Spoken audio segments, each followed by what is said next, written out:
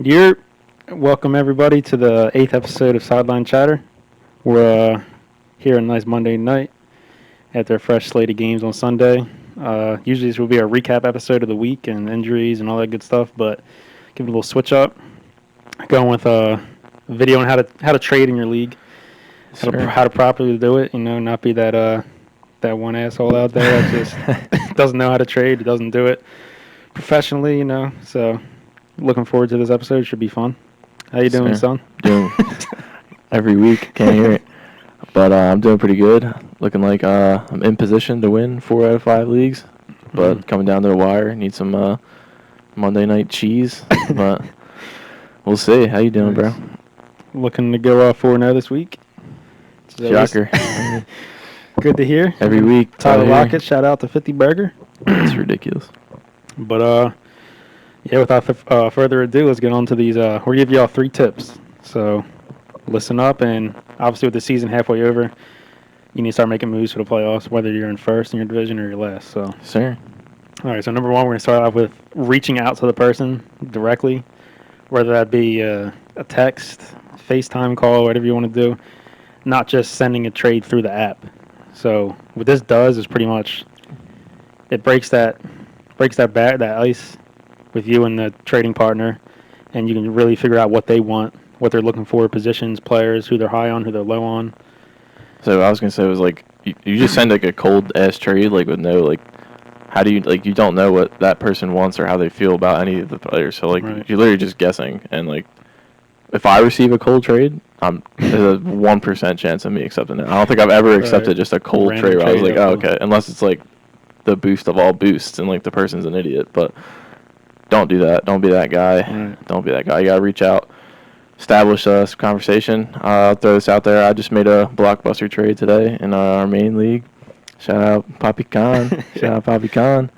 But I sent him. I was showing Justin. Literally, I had to scroll how long the message was. Reached out to Jake and laid out my plans for what I wanted to do, how I wanted to execute it.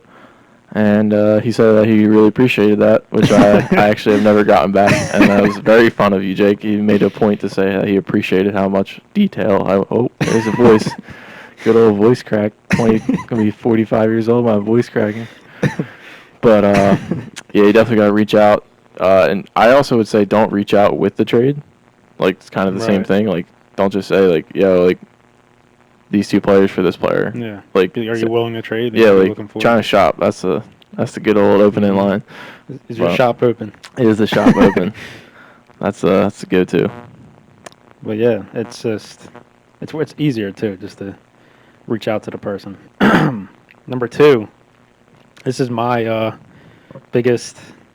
It's kind of a tip. I'd say it's a tip. It's the most important thing in the whole trade. It's literally just to be realistic with the person you're trading with. So. And I also put with this, don't think too highly of your own players.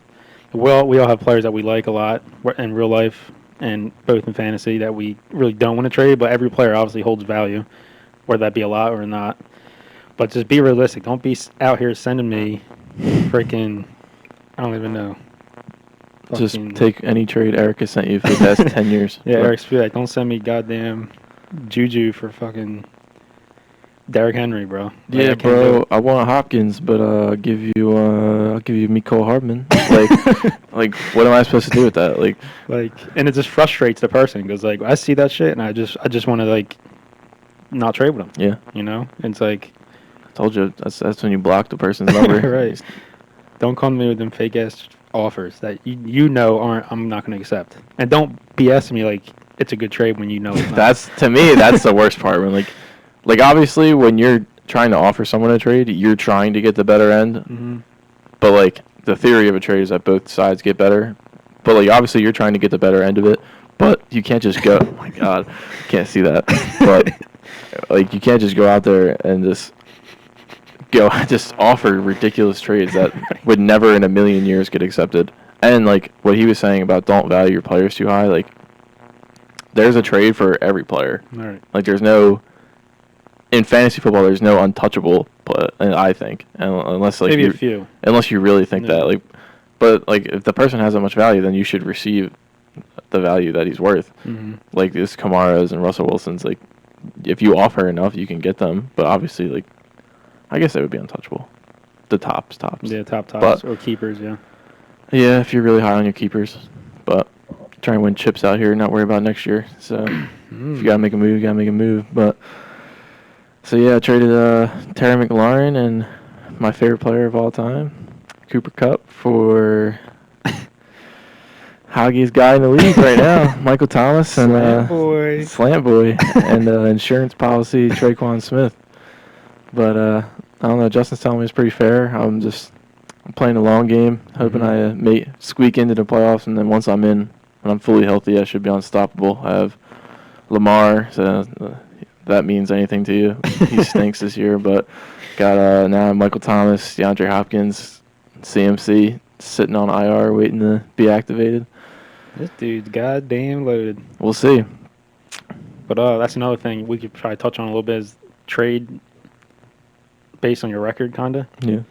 So like if you're 1-5 and you need to trade week to week or maybe every 2 weeks or something, like just to make your team better for that week because you obviously need to win as much as you can.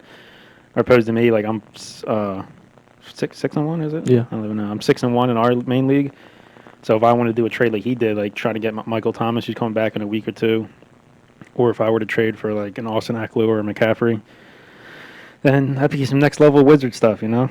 Well, I guess I just have balls of steel because I'm not in the 6-1 position. I'm hopefully barring a Montgomery mishap tonight, but I should be 4-3 after tonight, and that'll put me at second place in my division. But I'm either tied or within one game of two people, so I'm kind of taking a big gamble, giving away McLaurin Cup. But I think if I'm not worried about being second. I don't think any of us are catching you. He's in my division as well. I don't think anyone's catching him, so I'm playing for just to get into the playoffs, squeak in no matter which way I can, because once I'm in, I think I have a fighting chance against anybody. But, so yeah, like he said, you just got to, Peace. You got to not only trade based off your record, but if you have divisions, or if you're in the 10-team, no divisions, like if you're in that bubble spot, like I traded with Jake again. I took a huge risk with this trade, trading with someone who's within one game of my division, all that other stuff. But,